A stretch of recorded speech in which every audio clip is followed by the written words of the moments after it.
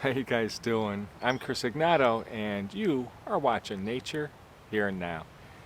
So this is going to be a bit of a throwback video because lately I've been finding all sorts of bones in the wild. You know, it's the end of winter, it's spring now, and walking around looking for mushrooms and stuff, of course I'm finding lots of different bones, and even an antler the other day. But for starters, bones are really exciting to find in the wild. And if you take a look at this one here, which I'll show you up close, bear with me. Well, this bone has been chewed on by rodents. Looking at this one, it was mainly squirrels, but all sorts of animals, like mice and squirrels especially, but many animals will chew on the bones. Why might they chew on bones? Well, of course, to gain the calcium within. There's still nutrients and minerals locked within these bones. And maybe the animal's long since perished, or its flesh provided food for the ecosystem. The bones continue to provide food and nutrients also, mainly because of the calcium and other stuff in here.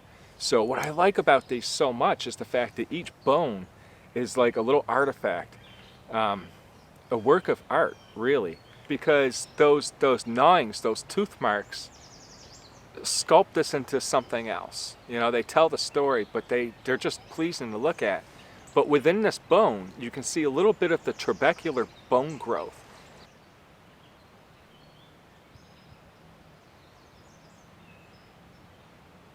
So there are basically four main types of bone growth. You've got your solid bone, your spongy bone, then you've got the marrow section, right, which is that hollow part in the bone. That's where the marrow will be. That's where the red cells and, you know, blood and other things are being manufactured.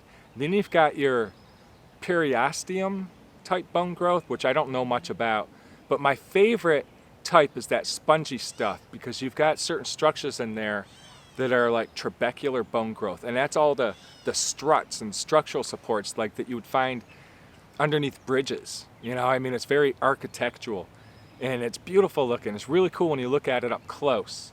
And I want to show you, I'm going to show you some close-ups of this. This vertebrate that I found not too far from here is a perfect example. Unfortunately, somebody had sawn this. So this might have been what's left over from somebody who butchered a deer, okay, and they used a saw to get to the parts that they wanted. But it allows you to see that trabecular growth. Check this out.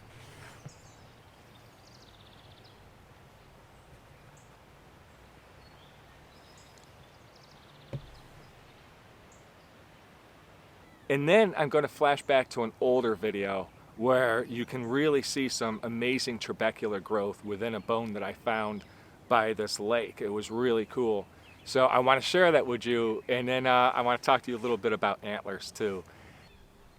See all that spongy, bubbly looking stuff? That's it at the ends of you know, the tibias and femurs on a lot of the big mammals. That just gives it structural integrity, you know? But the really cool stuff, take a look at this really cool stuff right here. This is the trabecular bone growth. And it looks like a whole bunch of, like a framework, like a lattice. And it's basically what it looks like. It helps give it rigidity and support. And I just think it's really cool looking. And often when you find bones, that stuff's missing or been broken down or chewed away. So it's really nice to see this. I think it's cool. Have a look at this perfect antler I found. You know, believe it or not, I never really find antlers in the wild unless it's an entire skeleton or deer skull.